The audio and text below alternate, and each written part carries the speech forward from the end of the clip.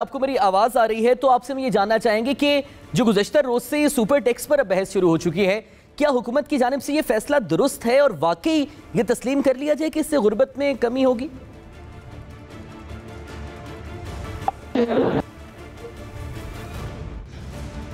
जबरदस्ती साहब से दोबारा राब्ता बहाल करने की कोशिश करेंगे और उससे जानने की कोशिश करेंगे कि सुपर टैक्स जो गवर्नमेंट की तरफ से ये आर्गूमेंट दिया जा रहा है कि वो तमाम सनतें जो पिछले 2 या 3 साल में तरक्की कर रही हैं, मुनाफा जिन्होंने ज़्यादा कमाया है, अब चूंकि मुल्क मुश्किल माशी सूरत हाल का सामना कर रहा है तो इन तमाम तर तबकों पर जो गुज़श्ता चंद सालों में हुकूमती पॉलिसियों की वजह से फ़ायदे में थे, अब उन पर भी इक्वल रिस्पॉन्सिबिलिटी होती है। शबर जैदी साहब से दोबारा रब्ता किए सर, अगर आपको आवाज़ आ रही है आप प्लीज़ बताइएगा कि गवर्नमेंट की जानिब से जो ये कहा जा रहा है सुपर टैक्स आयद करने से गुर्बत में कमी वाक़ई होगी, कैसे देख रहे हैं इस फैसले को आप?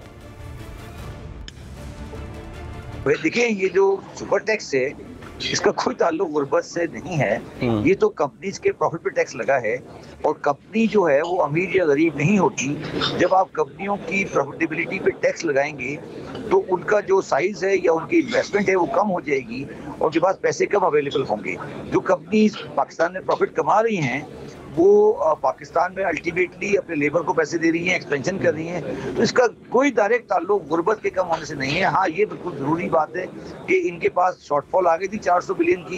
इन्होंने आसान तरीन तरीका ये देखा है कि जो कंपनियां टैक्स दे रही थी उनको और टैक्स लगा दे और इसका कोई और रैशनल नहीं है। यानी इस फैसले से जो सारिफीन की परेशानी है कि जो कंज्यूमर एंड पे हैं, अल्टीमेटली उन्हें बोझ बर्दाश्त करना पड़ेगा, ये परेशानी दुरुस्त है फिर सारिफीन की?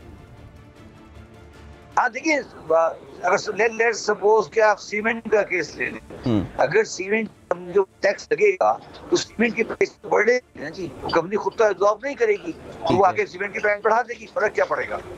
तो कोई अमीर या गरीब जो भी सीमेंट इस्तेमाल करेगा उसको टैक्स लगेगा। अगर ऑयल कंपनी पे लगेगा तो वो ऑयल कंपनी देगी, तो कंपनी होती ना जी। यही तो उनको समझ नहीं आ रही कि कंपनी अभी तो ये कभी गरीब वाली बात आप लोग भी कर रहे हैं, सब रेलेवेंस नहीं है इस चीज का। बिल्कुल ये बुनियादी तौर पर गलत बात है। तो शबर साहब, फिर ऐसे फैसलों से आपको क्या समझ आ रहा है कि गवर्नमेंट के पास कोई इकोनॉमिक डायरेक्शन नहीं है जो इस तरह के फैसले किए जा रहे हैं? फिर देखिए, अगर आपने मेरे प्रोग्राम पहले देखे हो, मैं हमेशा से कह रहा था 7,000 बिलियन का टारगेट आईएमएफ को एक्सेप्टेबल नहीं होगा, वो 7,500 होना चाहिए। तो जब आईएमएफ ने इनको वापस कर दिया कि आप 7,500 करके लाएं, तो इन्होंने जो आसान तरीन तरीका था वो अडॉप्ट कर लिया है। इसकी सिंपल ये वजह है कि जो गवर्नमेंट के पास आसान तरीन तरीका था वो उन्होंने अडॉप्ट कर लिया है, सुपर टैक्स लगा दिया है। तो इसकी कोई भी माशी बुनियादी चीज रैशनल नहीं बनती इस चीज की। ये एक मजबूरी का फैसला है जो उन्होंने मजबूरी में किया है। तो शबर साहब, गवर्नमेंट पे बार बार ये इल्ज़ाम भी लगाया जा रहा था कि चूंकि इकोनॉमिक सिम्त नहीं है, बेयकीनी की सूरत हाल है, इस वजह से सरमायाकार भी परेशान है और यही वजह है कि हमारा रुपया डिवैल्यू है और मुल्क में सरमायाकारी का फुकदान भी है। क्या आप समझते हैं कि जो सैलरी तबके के ऊपर भी जो स्लैब्स रिवाइज की गई टैक्स की और ये फैसला भी सुपर टैक्स का सामने आया, क्या बेयकीनी की ये फजा बरकरार ही रहेगी आइंदा भी? देखिए, बेयकीनी की वजह ये लोग भी नहीं, मतलब एक पाकिस्तान की मईशत की बेसिकली जबू हाली है, इसकी वजह से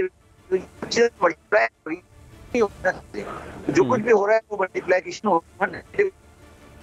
तो मतलब ये जो दोनों फैसले हैं, ये फैसले मेरे हिसाब से इसमें कोई रैशनल नहीं है।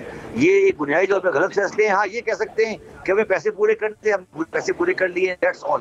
तो किसी भी माशी से नहीं कर सकते। तो ये जो अब कल से गवर्नमेंट भी अवाम को मुबारकबाद पेश करी है कि चाइनीज कंसोर्शियम ऑफ बैंक से जो लोन क्रेडिट हुआ है स्टेट बैंक ऑफ पाकिस्तान को, क्या इससे किसी किस्म की सपोर्ट मिलेगी? तो एक बात सुनो, मुझे इस बात पे बड़ी अफसोस होती है कि हम ये कह रहे हैं कि हमें लोन मिल गया, ऐसे मुबारक हो। मतलब ये कौन सी मुबारक वाली बात? मतलब इस पे तो मुल्क को शर्म आनी चाहिए कि एक मुल्क ये कह रहा है कि मुबारक हो हमें कर्जा मिल गया। मतलब मैं इस तरह बात करना नहीं चाहता। तो इस तरह सर, फिर क्यों जो टैक्स के निज़ाम में भी कमज़ोरियां हैं और जो मुआशी निज़ाम में भी कमज़ोरियां इल्ज़ामात की नज़री हो जाती हैं, जो हुकूमत आती है साबका हुकूमत पर इल्ज़ाम लगाती है, इन्हें दूर क्यों नहीं किया जाता?